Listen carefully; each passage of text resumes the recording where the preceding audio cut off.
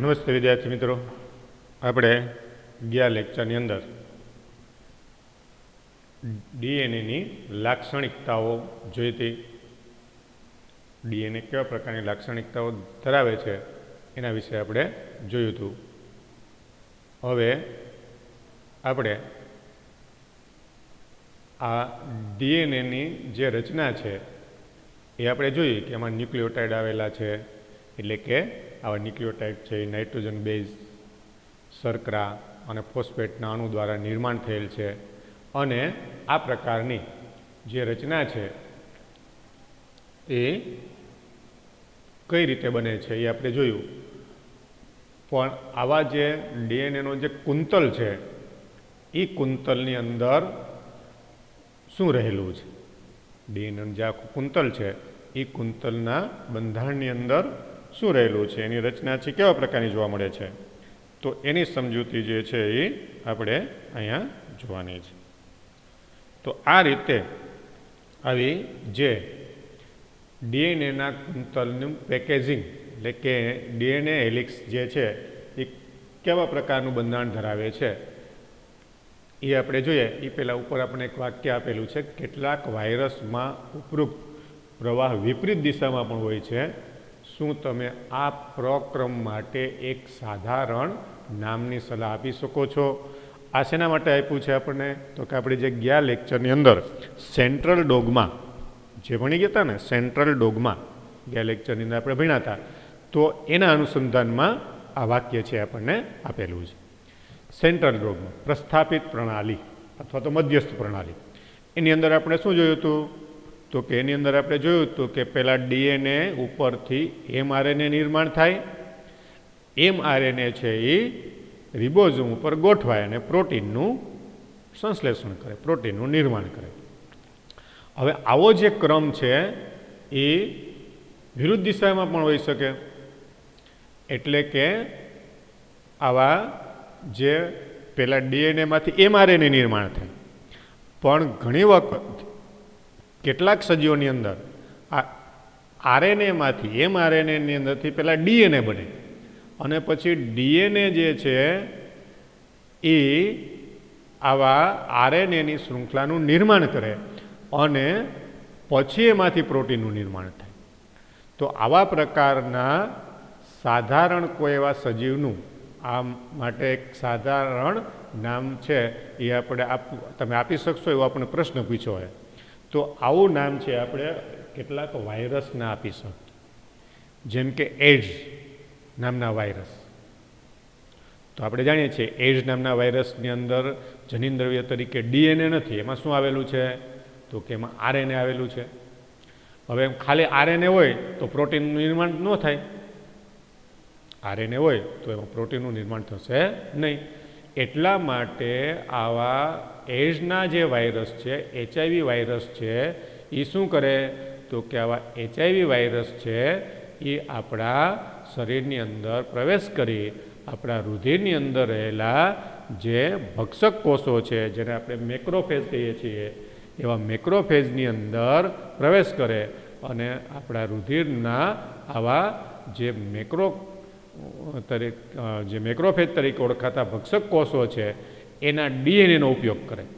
એટલે આવું જે એડ્સના વાયરસનું આરએનએ છે એ આપણા ડીએનએનો ઉપયોગ કરી અને એમાંથી આરએનએનું નિર્માણ કરે. પહેલાં ડીએનએ નિર્માણ કરે, પછી ડીએનએ છે એમાંથી આરએનએ નિર્માણ કરે અને એ આરએનએ જે છે એ પછી સ્વયંજનન પામી અને એમાંથી નવા એચઆઈવી વાયરસનું સર્જન કરે. અને એટલા માટે આવા જે એચઆઈવી વાયરસ છે એ આપણા શરીરની અંદર પ્રવેશ કરી અને આપણા જે મેક્રોફેજ જે છે એનો ઉપયોગ કરે છે. એટલે આપણા ભક્ષક કોષો નાશ પામે, એટલે આપણી રોગ પ્રતિકારક શક્તિ ઘટે. એટલે કાંઈ આવા એડ્સ વાયરસ છે આપણા શરીરની અંદર એડ્સ નિર્માણ કરવા માટે પ્રવેશ કરતા નથી, પણ શેના માટે પ્રવેશ કરે? તો કે પોતાની સંતતિનું નિર્માણ કરવા માટે, એટલે કે નવા એના વાયરસ ઉત્પન્ન કરવા, નવા એચઆઈવી ઉત્પન્ન કરવા માટે. હવે એની પાસે ખાલી આરએનએ જ છે, એટલે એ નવા પ્રકારના વાયરસ કે એનું નિર્માણ કરી શકશે નહીં, કે નવા પ્રોટીનનું સર્જન નહીં કરી શકે. એટલે આપણા ડીએનએનો ઉપયોગ કરે.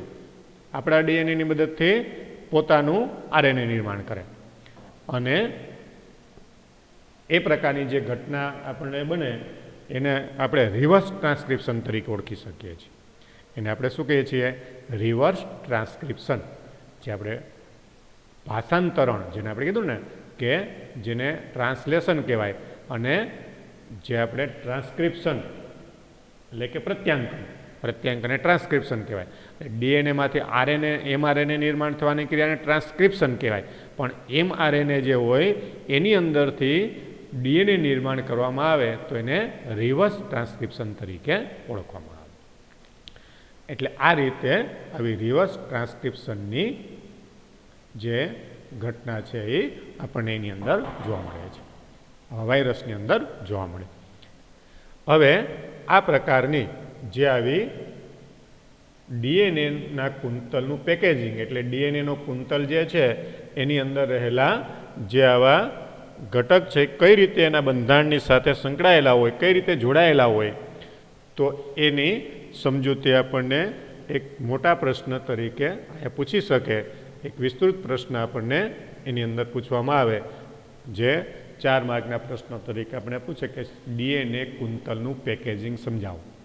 તો પહેલાં ડીએનએના જે આવા કુંતલ છે એમાં નાઇટ્રોજન બેઝની જે જોડીઓ છે એના આધારે એનું અંતર કેટલું હોય એની આપણે સમજૂતી આપવામાં આવેલી છે.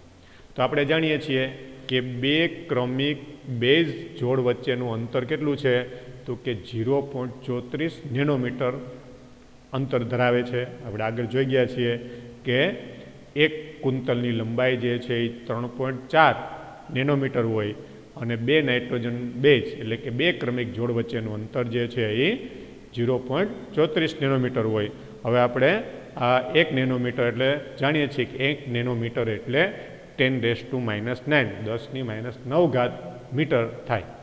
તો આપણે એને 0.34 × 10⁻⁹ મીટર તરીકે લઈએ અને જો સામાન્ય લાક્ષણિક સસ્તન કોષના બેવડી કુંતલમય રચના ધરાવતા ડીએનએની જે લંબાઈ છે એની આપણે ગણતરી કરીએ તો આ પ્રકારના જે ડીએનએની લંબાઈને આપણે અહીંયા કુલ બેઝ જોડીની સંખ્યા ને 2 પાસે આવેલ જોડના અંતરને ગુણાકાર કરીને આપણે આ નાઇટ્રોજન બેઝનું આ રીતે 2 જોડીની આ રીતે 2 જોડીની સંખ્યાને 2 પાસે આવેલ જોડ વચ્ચે જો ગુણાકાર કરીએ તો આપણને આ ડીએનએની જે લંબાઈ છે આપણને મળશે.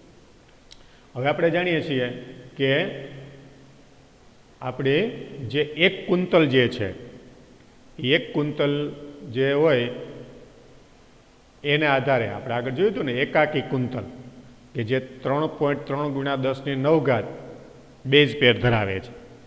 તો આ 2 કુંતલ છે એટલે 6.6 × 10⁹ બેઝ પેર થશે અને 6.6 × 10⁹ બેઝ પેર આગળ આપણે જોયું ને એકાકી જે આવી ડીએનએની રચના છે આગળ આપણે જોયું ઇકોલાઈ નામના બેક્ટેરિયાની અંદર, મનુષ્યની અંદર અને કેટલાક બેક્ટેરિયોફેજ પ્રકારના વાયરસની અંદર ડીએનએની કેટલી બેઝ પેર આવેલી હોય એનો આંકડો આપણને આગળ ચેપ્ટરની શરૂઆતમાં આપ્યો હતો.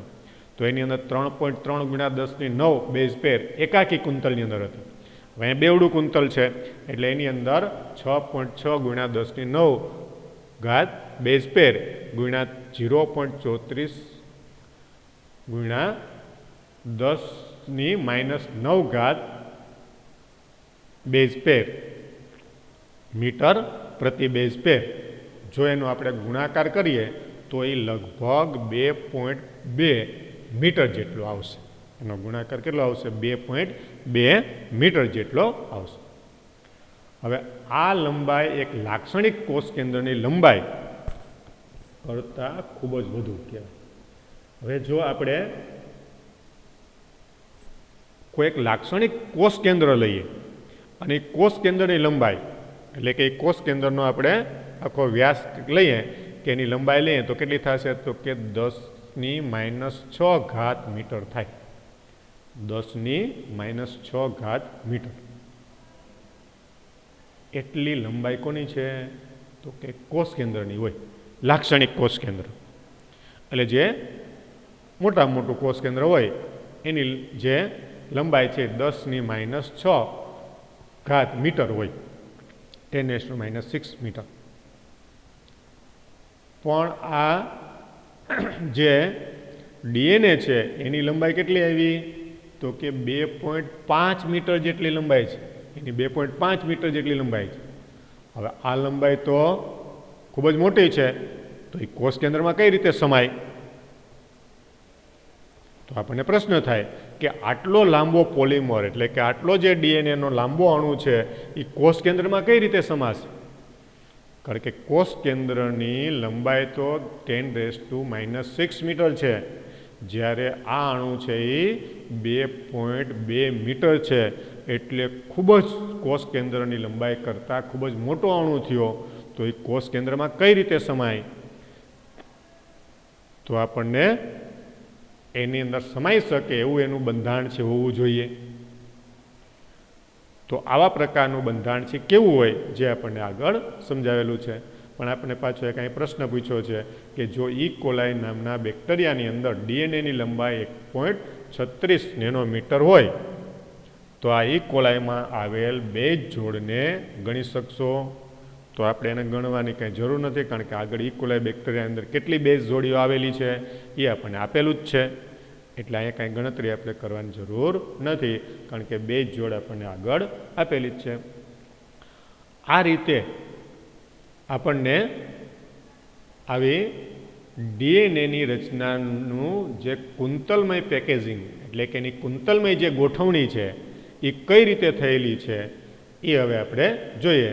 તો એની અંદર આવી ગોઠવણી જે છે એ આદિકોષ કેન્દ્રી જેવા કોષો જેવા કે ઈ કોલાઈ બેક્ટેરિયાની અંદર સુવિકસિત કોષ કેન્દ્ર આવેલું નથી. તો એમાં આ ડીએનએ તો આવેલું છે જ.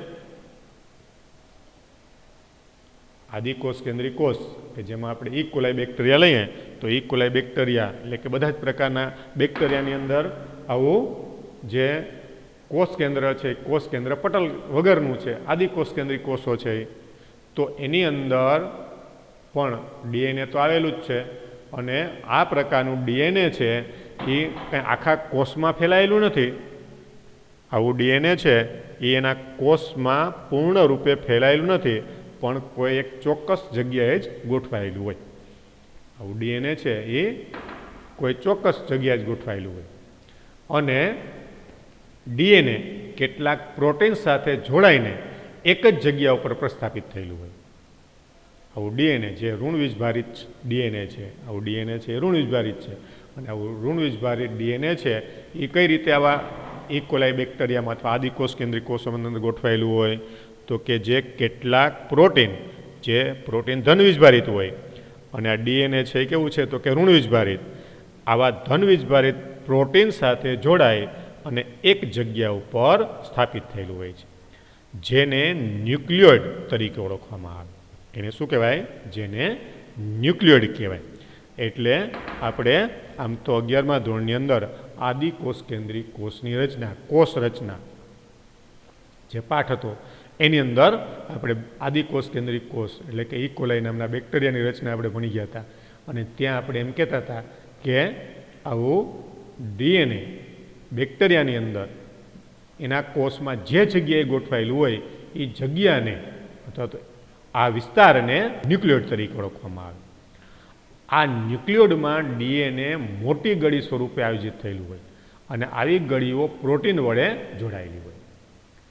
આવી જે ન્યુક્લિયોઇડની અંદર આવું ડીએનએ છે એની અંદર આવી ગળીઓ જે છે એ ખૂબ જ મોટી હોય અને આવા પ્રકારની ગળીઓ જે છે એ કઈ રીતે બને તો કે આવી ગળીઓનું નિર્માણ કરવાનું કામ છે એ પ્રોટીન છે. પ્રોટીન દ્વારા આવી ગળીઓ જોડાય અને આ પ્રકારના બેક્ટેરિયાની અંદર એની રચના છે એ નિર્માણ થાય છે. અલગ અલગ પ્રકારની આવી ગળીઓ છે એ જુદી જુદી રીતે જોડાય અને એની રચના છે એ નિર્માણ થયેલી હોય છે. એટલે આ રીતે આપણને આવા પ્રકારના જે કોષો એટલે કે આદિકોષ કેન્દ્રી કોષો છે એની અંદર આવી ન્યુક્લિયોટાઇડ તરીકે ઓળખાતી મોટી આવી કડીઓ કે લૂપ જેને આપણે કહીએ છીએ એ પ્રોટીન દ્વારા જોડાઈને નિર્માણ થયેલી જોવા મળે છે. પછી સુકોષ કેન્દ્રીય કોષની અંદર આવું ડીએનએ છે એ કઈ રીતે નિર્માણ થયેલું છે. સુકોષ કેન્દ્રીય કોષની અંદર આપણે આદિકોષ કેન્દ્રીય કોષની અંદર જોયું. હવે સુકોષ કેન્દ્રીય કોષની અંદર તો સુકોષ કેન્દ્રીય કોષની અંદર આ પ્રકારનું જે ડીએનએ છે એની રચના છે એ કેવી છે, જે અહીંયા આપણને આકૃતિમાં આપેલું છે અને એનું વર્ણન આપેલું છે, જે આપણે એનું પહેલાં વર્ણન છે એ જોઈએ, પછી એની આકૃતિની સમજૂતી આપણે જોશું કે સુકોષ કેન્દ્રીય સજીવોમાં એટલે કે જેમાં કોષ કેન્દ્ર વિકસિત હોય એવા પ્રકારના સુકોષ કેન્દ્રીય સજીવોની અંદર આ જે ડીએનએ છે એનું આયોજન એ ખૂબ જ જટિલ છે. ડીએનએનું આયોજન એમાં કેવું છે તો કે ખૂબ જ જટિલ સ્વરૂપે ગોઠવાયેલું છે અને તેમાં ધન વીજભારિત પ્રોટીન સમૂહ આવેલા હોય છે. એની અંદર કેટલાક ધન વીજભારિત પ્રોટીન સમૂહ આવેલા છે અને આવા પ્રોટીનને આપણે હિસ્ટોન પ્રોટીન એમ કહીએ છીએ. આવા પ્રોટીનને શું કહેવાય તો કે જેને આપણે હિસ્ટોન પ્રોટીન એમ કહીએ છીએ. આ હિસ્ટોન પ્રોટીન સાથે આવો ડીએનએનો અણુ કે જે ઋણ વીજભારિત છે એ ગોઠવાયેલો હોય. આ વીજભારિત પાર્શ્વ શૃંખલા સાથેના એમિનો એસિડની બહુલકતાને આધારે આ પ્રોટીન વીજભાર પ્રાપ્ત કરે છે. આવું જે પ્રોટીન જે છે એ હિસ્ટોન પ્રોટીન ધન વીજભારિત છે. એ ધન વીજભારિત પ્રોટીન જે છે એ કઈ રીતે આવેલું છે, એટલે કે શા માટે આવો ધન વીજભાર ધરાવે છે તો કે પાર્શ્વ શૃંખલા સાથેના જે એમિનો એસિડ હોય એની બહુલકતા, એટલે કે એ ઘણા બધા આવા એમિનો એસિડની પાર્શ્વ શૃંખલાઓ એની સાથે ગોઠવાયેલી હોય, જેને કારણે આ પ્રોટીન છે એ વીજભાર પ્રાપ્ત કરે છે. અને હિસ્ટોન પ્રોટીનમાં સૌથી વધારે પ્રમાણમાં આલ્કલી એમિનો એસિડ લાયસિન અને આર્જિનિન આવેલા હોય છે. આવા હિસ્ટોન પ્રોટીન જે હોય, હિસ્ટોન પ્રોટીન છે એની અંદર ક્યાં એમિનો એસિડ આવેલા હોય તો કે હિસ્ટોન પ્રોટીનની અંદર આલ્કલીય એમિનો એસિડ જેવા કે લાયસિન અને આર્જિનિન, આપણે જાણીએ ને એમિનો એસિડ છે અલગ અલગ પ્રકારના હોય. આલ્કલીય હોય એટલે કે બેઝિક હોય, પછી અમ્લીય હોય, એસિડિક હોય. એવા આવા જે એમિનો એસિડ છે એ અલગ અલગ પ્રકારના હોય, જે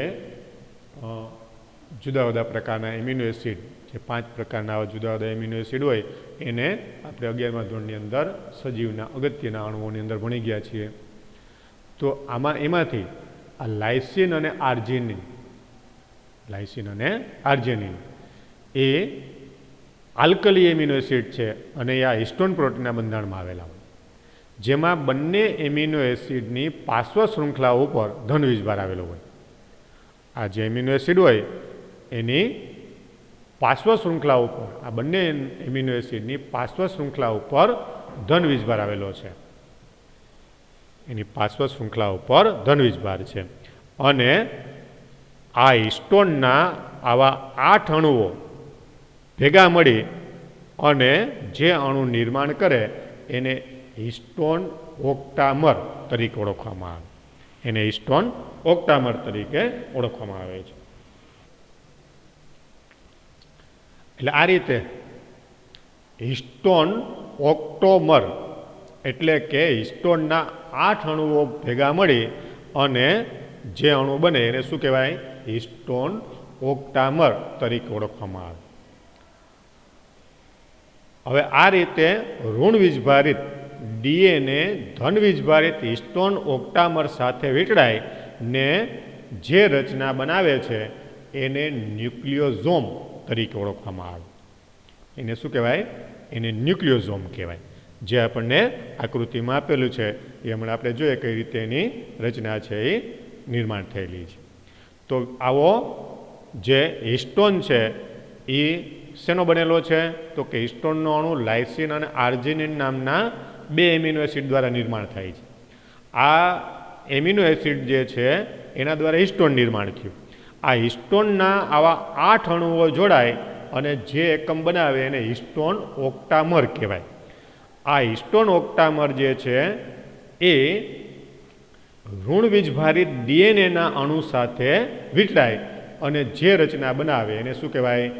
ન્યુક્લિયોઝોમ તરીકે ઓળખવામાં આવે. આ રીતે એમાં આવો ન્યુક્લિયોઝોમ બને. હિસ્ટોન નામનો આ ઓક્ટામર એની ફરતે કોણ જોડાશે? તો હિસ્ટોન ઓક્ટામર છે ધન વીજભારિત છે, એની ફરતે ઋણ વીજભારિત ડીએનએ,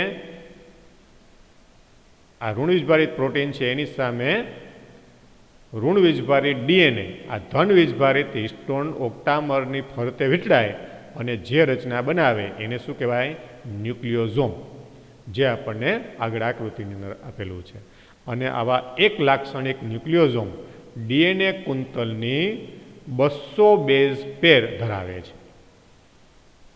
આ રીતે આવા એક ન્યુક્લિયોઝોમની અંદર ડીએનએ કુંતલની 200 બેઝ જેટલી પેર, એટલે કે 200 જેટલા આવા ન્યુક્લિયોટાઇડની ગોઠવણી એની અંદર થયેલી હોય છે. તો આ ન્યુક્લિયોઝોમની રચના કઈ રીતે બને, જે આપણને અહીંયા આકૃતિની અંદર દર્શાવેલ છે. તો આકૃતિની અંદર આવા પ્રકારના જે હિસ્ટોન પ્રોટીન છે એ અલગ અલગ પ્રકારના હોય, જેમાં આપણે આગળ જોયું એ પ્રમાણે એની અંદર આ હિસ્ટોન પ્રોટીન જે 8 અણુનો બનેલો છે, એટલે એને હિસ્ટોન ઓક્ટામર તરીકે આપણે ઓળખીએ છીએ. આ હિસ્ટોન ઓક્ટામરનો જે અણુ છે એની ફરતે હિસ્ટોન ઓક્ટામર છે કેવો છે? તો કે જે 8 આવા અણુ 8 હિસ્ટોન અણુઓનો બનેલો છે અને એની ફરતે આવા જે પ્રોટીનના અણુ તરીકે રહેલ, એટલે કે જે ડીએનએ છે એ પણ એક પ્રકારનું પ્રોટીન જ છે, એ ડીએનએ આ રીતે એની ફરતે આમ વીંટળાય. આ રીતે આ ડીએનએ છે એની ફરતે આ રીતે આમ વીંટળાય અને આ પ્રકારની જે શૃંખલા બનાવી એને આપણે ન્યુક્લિયોઝોમ, આ રીતે જે કુંતલમય રીતે એની ફરતે વીંટળાય એને આપણે ન્યુક્લિયોઝોમ તરીકે ઓળખીએ છીએ. તો આ 8 હિસ્ટોનના અણુ ભેગા મળીને હિસ્ટોન ઓક્ટામર બને. આ હિસ્ટોન ઓક્ટામરની ફરતે ડીએનએનો અણુ જે છે એ આ રીતે કુંતલમય રીતે ગોઠવાયેલો હોય છે, એની ફરતે વીંટળાયેલો હોય છે.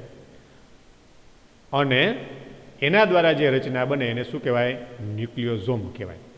એટલે આપણે આ જે ડીએનએ છે એ ડીએનએનો આ એક આખો કુંતલ લઈએ, એટલે કે આખો જે વીંટળાયેલો ભાગ લઈએ, તો એની અંદર નાઇટ્રોજન બેઝની જે જોડીઓ છે એ કેટલી હોય?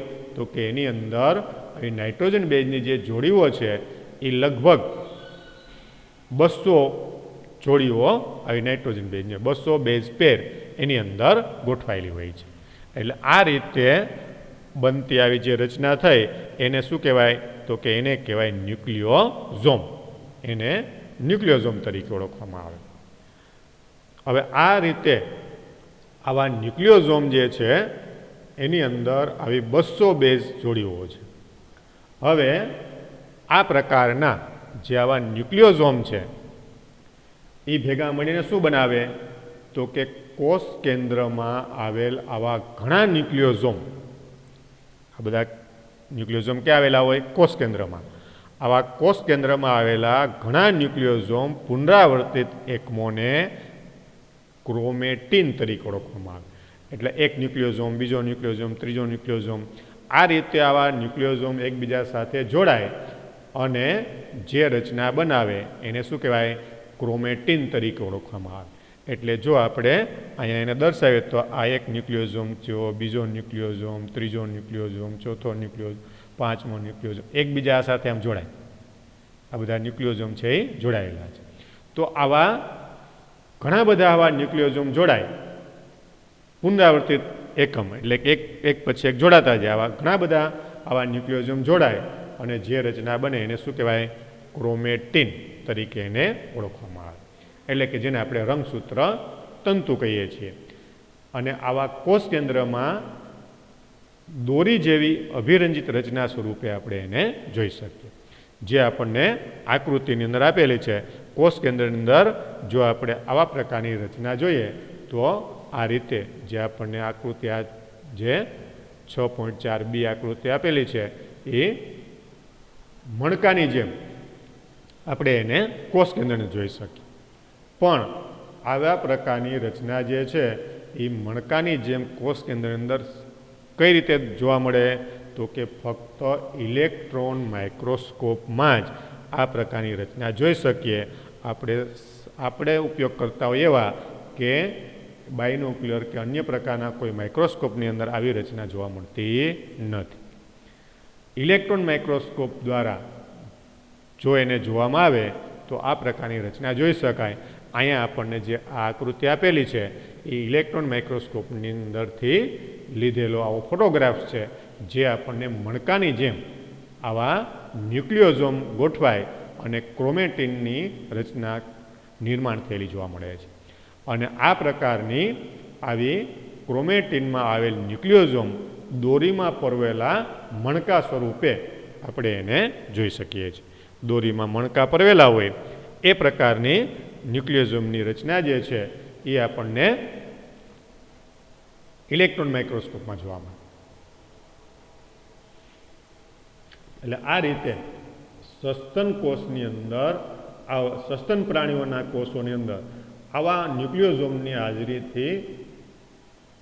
હાજરીની કલ્પના આપણે કરી શકીએ. કેટલા મણકાઓ હોય તમે એની અંદર ન્યુક્લિયોઝોમ્સની અંદર કેટલા મણકાઓ હશે એની હાજરીની કલ્પના આપણે કરી શકીએ. એટલે એક જે આવા ન્યુક્લિયોઝોમ હોય તો એની અંદર 200 બેઝ પેર આવેલી હોય તો એની અંદર અસંખ્ય આવા મણકાઓ છે એ આવેલા હશે, જે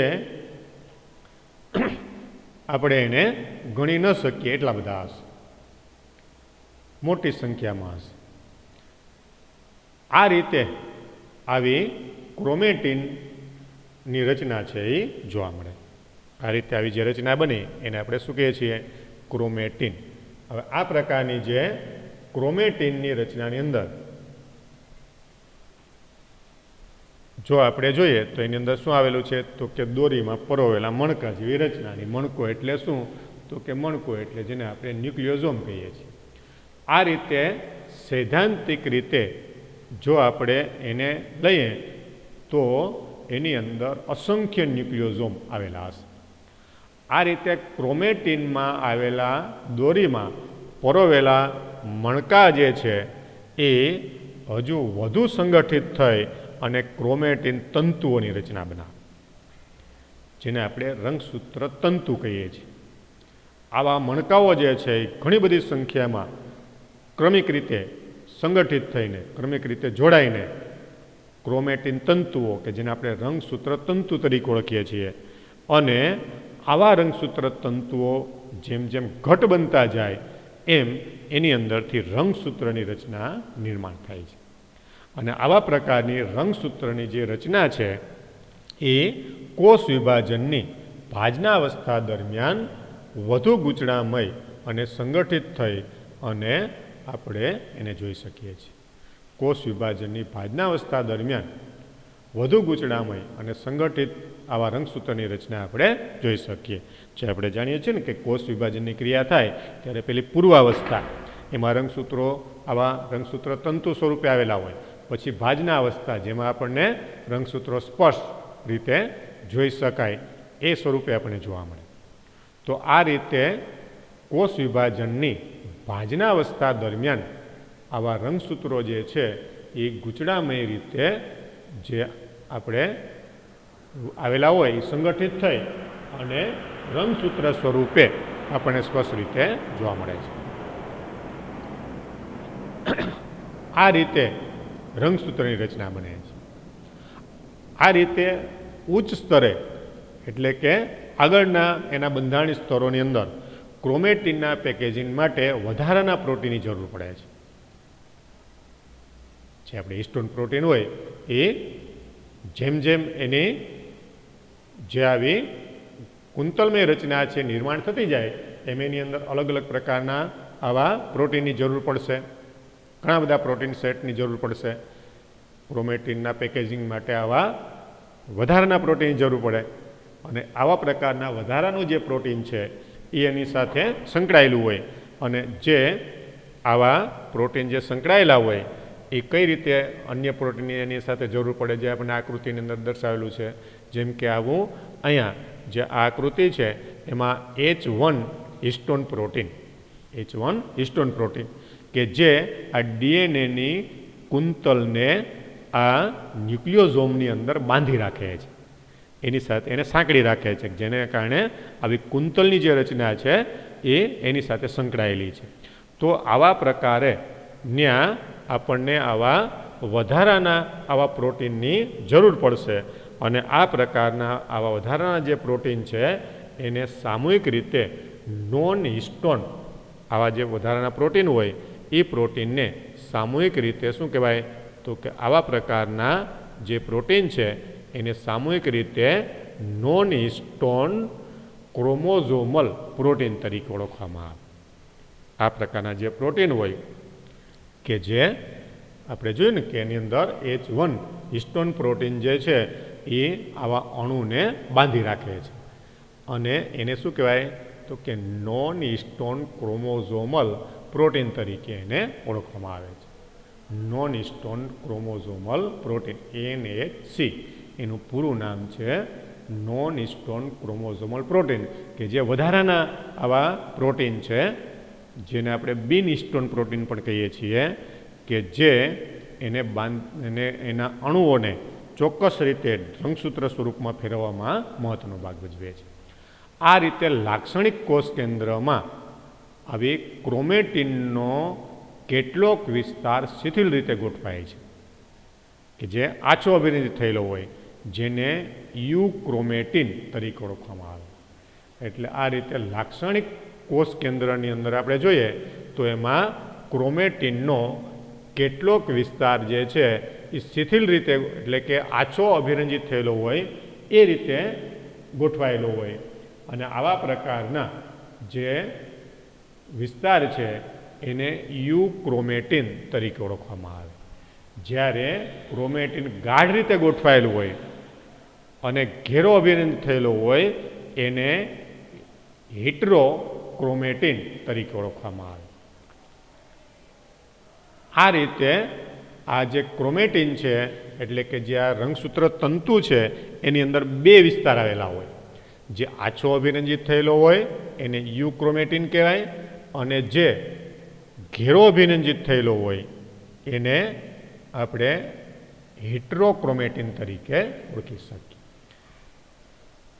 જે એના અભિરંજકને આધારે આપણે જોવા મળે કારણ કે એની અંદર આવા નોન હિસ્ટોન ક્રોમોઝોમલ પ્રોટીન આવેલા હોય એ અને હિસ્ટોન જે પ્રોટીન આવેલા હોય એના આધારે અને એની ગોઠવણીના આધારે આપણને આવા બે વિસ્તાર જોવા મળે. એક આછો અભિરંજિત થયેલો જેને યુક્રોમેટિન કહેવાય અને બીજો જે છે એ ઘેરો અભિરંજિત થયેલો જેને હિટરોક્રોમેટિન તરીકે ઓળખવામાં આવે. આ જે યુક્રોમેટિન છે કે જે પ્રત્યાંકનમાં સક્રિય ક્રોમેટિન છે. જે આપણે પ્રત્યાંકનની ક્રિયા જોઈએ ને આગળ પ્રત્યાંકન ટ્રાન્સક્રિપ્શન ડીએનએ ઉપરથી એમઆરએનએ નિર્માણ થવાની ક્રિયા તો એની અંદર ડીએનએ ઉપરથી એમઆરએનએ નિર્માણ થવાની ક્રિયાને આપણે પ્રત્યાંકન કહીએ છીએ. આ યુક્રોમેટિન જે છે એ પ્રત્યાંકનની ક્રિયામાં મહત્વનો ભાગ ભજવે છે. યુક્રોમેટિન પ્રત્યાંકન માટે સક્રિય ક્રોમેટિન છે. એની અંદર એ સક્રિય રીતે કામ કરે જ્યારે આ હિટરોક્રોમેટિન છે એ નિષ્ક્રિય છે. હિટરોક્રોમેટિન છે એ નિષ્ક્રિય ક્રોમેટિન છે કે જે આવી પ્રત્યાંકનની ક્રિયાની અંદર એ કોઈ અગત્યનો ભાગ ભજવતું નથી.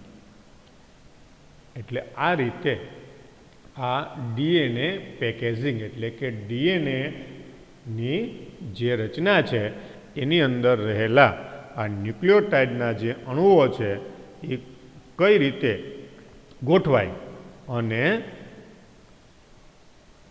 આવા ન્યુક્લિયોઝોમની રચના છે એ નિર્માણ કરે. ન્યુક્લિયોઝોમ જે છે એ કઈ રીતે આવી ક્રોમેટિનની રચના કરે અને ક્રોમેટિનની જે રચના હોય એની અંદર એની ગોઠવણી છે એ કેવી જોવા મળે, જે આપણે અહીંયા જોયું.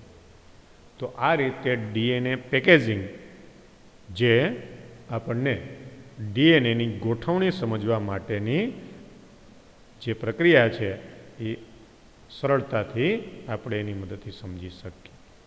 તો આ રીતે જે આપણે ડીએનએ પેકેજિંગનો આ પ્રશ્ન જોયો કે જેની અંદર આપણને મોટા પ્રશ્ન તરીકે પૂછી શકે એવો અગત્યનો પ્રશ્ન છે અને એકદમ સરળ છે, કારણ કે એની અંદર હિસ્ટોન જે પ્રોટીન હોય એ આવા હિસ્ટોન પ્રોટીન છે એ લાઇસિન અને આર્જિનિન નામના 2 એમિનો એસિડના બનેલા છે. આ 2 એમિનો એસિડ ભેગા મળીને હિસ્ટોન પ્રોટીન બને.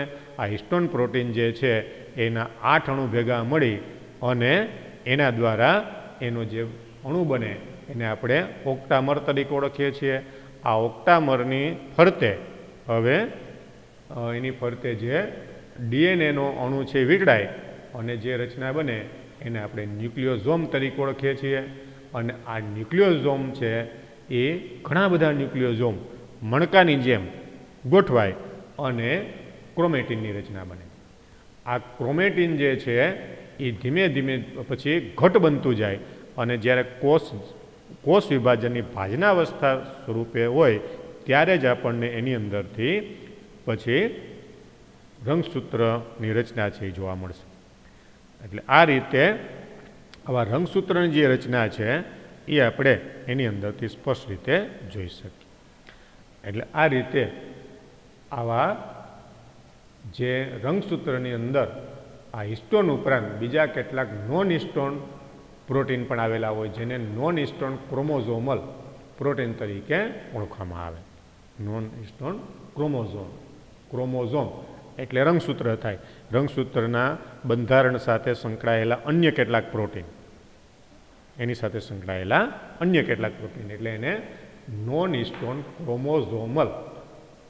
ક્રોમોઝોમ એટલે રંગસૂત્ર થાય કે જે રંગસૂત્ર સાથે સંકળાયેલા છે, NHC તરીકે ઓળખાતા પ્રોટીન. અને આ રીતે લાક્ષણિક કોષ કેન્દ્રની અંદર આવા પ્રકારના રંગસૂત્રને જો આપણે અભિરંજિત કરીને જોઈએ તો એની અંદર આપણે જોઈ ગયા કે 2 વિસ્તાર એની અંદર જોવા મળે. એક આછો અભિરંજિત થયેલો અને બીજો ઘાટો અભિરંજિત થયેલો.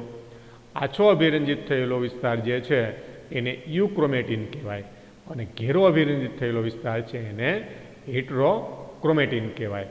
જેમાંથી આ યુક્રોમેટિન જે છે એ પ્રત્યાંકનની જે પ્રક્રિયા થતી હોય, એટલે કે ડીએનએમાંથી mRNA નિર્માણ થવાની ક્રિયા થતી હોય એમાં સક્રિય રીતે એ ભાગ ભજવે છે. જ્યારે હેટરોક્રોમેટિન જે છે એ આવી પ્રત્યાંકનની ક્રિયામાં સક્રિય હોતું નથી, એમાં એ નિષ્ક્રિય હોય છે. એટલે આ રીતે આપણને આ ડીએનએનું પેકેજિંગ છે જોવા મળે.